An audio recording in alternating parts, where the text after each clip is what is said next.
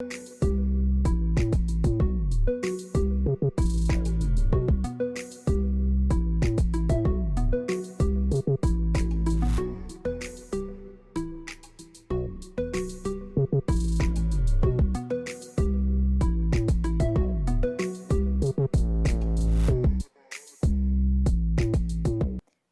Granger attends education exposition, and a ministerial team led by Prime Minister Nagamutu fanned out across various communities in Region 9 over the weekend. Hello, welcome to Info Hub. It's Monday, September 30, the start of a new week and the end of Indigenous Heritage Month as well as Education Month. We have lots to tell you. His Excellency President David Granger today engaged thousands of students from 100+ schools which participated in the Education Exposition 2019 at Durban Park. Citing the massive improvements in the education sector over the last 4 years, His Excellency President David Granger said that Guyana is well on its way to becoming an education nation. We love to have more of you going into the teaching profession. So we create a virtuous cycle. The better the teachers, the more students, and the better the students will be in years to come. I vow that from next year, we are going to reintroduce that entitlement so that every child in Guyana is entitled not only to free primary, nursery, primary, and secondary education, but also, if you're qualified, you are entitled to free tertiary education as well. Education Minister, the Honorable Dr. Nicholas Henry, explained that providing educational opportunities for all is paramount to the success of Guyana's children. Undoubtedly, education is the most important tool that symbolizes growth in any nation. Education lessens the challenges you will face in life. The more knowledge you gain, the more opportunities will open up to allow you to achieve better possibilities. The Education Exposition brought together thousands of students from 100 schools across Guyana. Chief Education Officer Dr. Marcel Hudson remarked that Guyana is becoming increasingly on par with international standards. Our progress as a nation can be no swifter than our progress in education. And the human mind is our fundamental resource. It is therefore necessary that we do everything in our power to protect and nurture this resource as we contemplate national development. The Education Exposition showcases various areas within STEAM such as science, technology, engineering, arts, mathematics, and exposes students to various areas of learning, training, and professional advancement. As the Good Life for All Guyanese continues, the exposition comes at the end of this year's Education Month 2019 themed Education, the Key to National Development. For Info Hub, Delicia Haynes. Minister of State, the Honorable Don Hastings Williams, along with officials from the Civil Defense Commission, visited several Region 3 communities that were affected by spring tides over the weekend. We've been distributing some drinking waters to the families that are affected. We have already distributed some cleaning supplies. Some families were in relief, and we will continue. We're now looking at procuring some food items, getting some food items, because of course they will need some food items to maintain their families. The minister assured that the government stands ready to assist residents affected by the spring tides. One resident who lost all her chicken feed to the flood waters will benefit from a personal donation from the minister to sustain her livestock. Another resident recounted his experience and spoke about the successful relief efforts led by government. It didn't last for days, it lasted for like about 3 hours. In the afternoon, the overtopping came like about within a half hour. The water was out again. It's a very, very humane act for them to come and visit us in this kind of situation. I mean, when you're in problems, people don't want to come, right? But they were very, very brisk. While normal high tide is about 2.8 to 3 meters, anything above 3 meters is exceptional and usually shows during spring tides. According to the Ministry of Public Infrastructure, there have been no major breaches of the country's sea and river defenses. Maikoni is the only exception since the earthen embankment is already vulnerable and has ongoing riprap sea defense works. Neighborhoods along the coast of regions 2, 3, 4, 5, and 6 have been affected by the recent spring tides. The Public Health Ministry has issued an advisory. Here are a few precautionary measures to take. Stay out of the flood waters to avoid contracting diseases. Use protective gear such as long boots, gloves, and eye protection. Wash feet before entering the house with a foot bath of half cup of bleach to 1 bucket of water. Apply Vaseline or oil to your skin. Sleep under mosquito nets and use mosquito repellents and coils. Ensure all water and food storage containers are covered. Use treated water for drinking, cooking, brushing your teeth, making ice, and beverages. To treat water, add half teaspoon chlorine bleach to 5 gallons bucket of water. Cover and let water stand for 30 minutes before using, or by boiling clean water for at least 5 minutes. Keep food supplies away from flood water. Wash all fruits and vegetables with treated water before use. Cook food thoroughly. Earlier today, the Cinco Limited handed over 45 cases of antibacterial items to the Civil Defense Commission as part of its corporate social responsibility that will be distributed to the affected communities. The springtide period will end on Wednesday, October 2nd. Stay tuned to the Department of Public Information for updates. Shaquille Bourne for InfoHub. Rehabilitation works on the Lethem Aerodrome are expected to begin. I was in the Upper Takatu, Upper Essequibo region as part of the team that provided coverage to a ministerial outreach that occurred in that region over the weekend. The agreement took place on Sunday.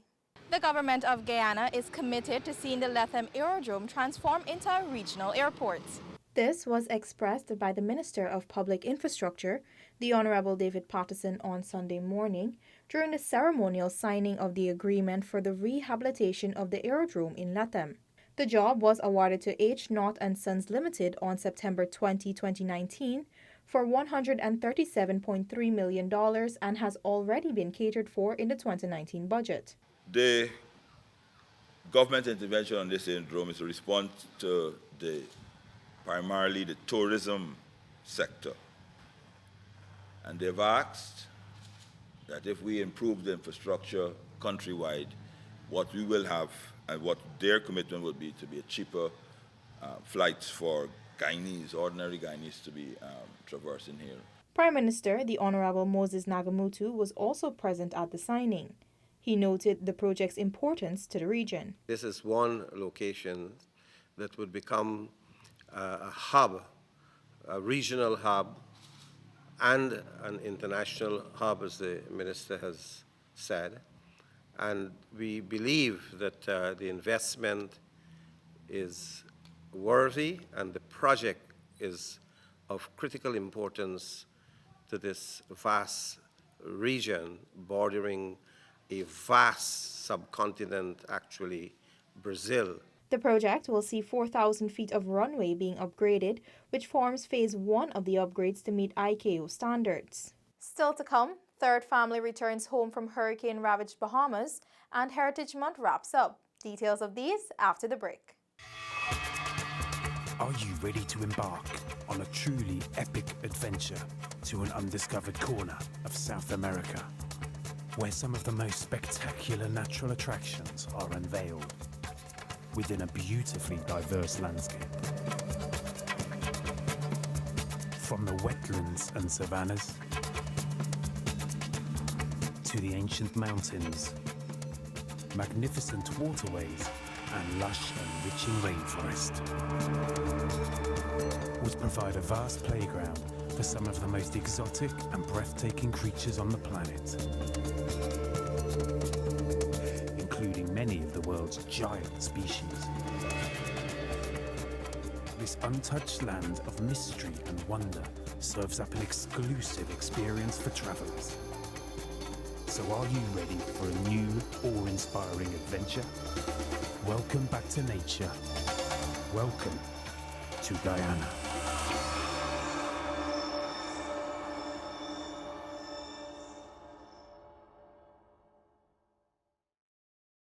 Bahamas-based Guyanese teachers Cecile and Olive Simon are extremely grateful to be back home weeks after Hurricane Dorian destroyed their Bahamas home. This is the third set of Guyanese to return home. They were received last evening by Minister of Citizenship, the Honorable Winston Felix, at the Chedajagan International Airport. Fighting back tears, 59-year-old Cecil Simon said he and his wife Olive are beyond thankful that they are back home. The experience, he said, reveals that material things do not matter.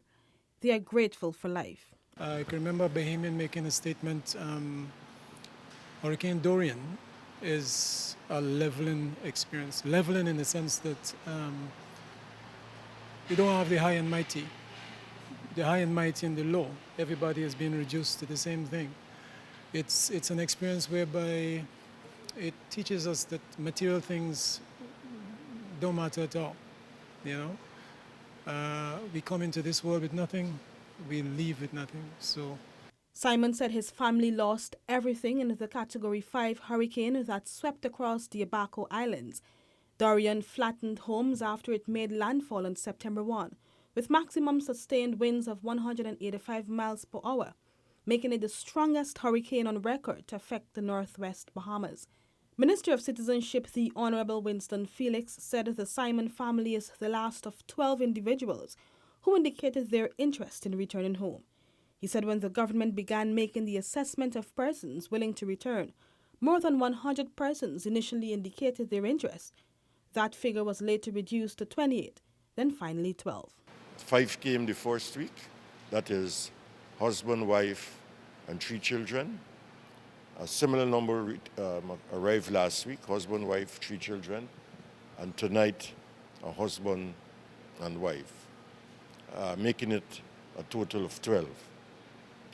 Others who are interested in coming may have to do so on their own steam, because this marks the culminating point of government's intervention to return Guyanese home. Last week, the Cooper family, Vanessa Tate, her reputed husband Stevie Cooper, and their 3 children were welcomed by Minister Felix and team. The previous week, the Grimmond family was received by Minister of State, the Honorable Don Hastings Williams, Minister of Foreign Affairs, the Honorable Dr. Karen Cummings, Minister of Citizenship, the Honorable Winston Felix, and Director General of the CDC, Lieutenant Colonel Kester Craig. Reporting for InfoHub, Alexis Rodney. Celebrations at St. Cuthbert's Mission in Region 4, St. Ignatius in Region 9, and the staging of the Indigenous Heritage Pageant in Georgetown culminated this year's Indigenous Heritage Month activities. On Saturday, His Excellency President David Granger joined in the heritage celebrations at St. Cuthbert's Mission Region 4.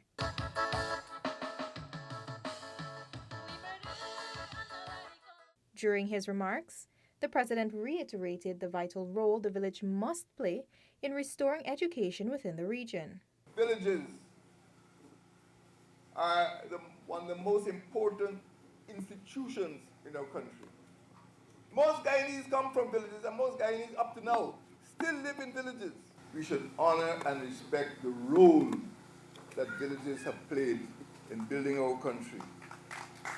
The same day, over in Region 9, Prime Minister the Honorable Moses Nagamutu celebrated with the residents of the South Rupununi at St. Ignatius Village. In his remarks, the Prime Minister noted that the community had much to celebrate. I received a message from Minister Cathy Hughes. She advised me that today they have installed the Ministry of Public Telecommunication has provided internet services to 24 communities in Region 9. So now you are online. So this is a very great achievement that you are not only celebrating Indigenous Peoples Month as a cultural event, you're also now connected to the world, and the world is connected to you. And this is a tremendous advantage you have.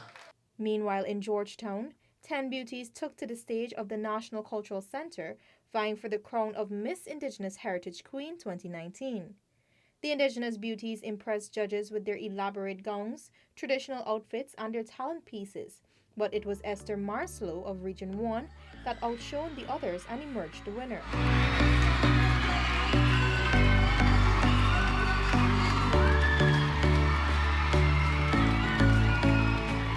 The first runner-up, Miss Shauna Fredericks of Region 2, followed by second runner-up, Miss Luana Alicock of Region 9. That's all for today. Connect with us on WhatsApp, Facebook, and YouTube. Much more news is on our website, dpi.gov.gy. And pop over to Instagram for the latest photo updates at DPI Guyana. Your bridge and weather reports are up next. Goodbye for now.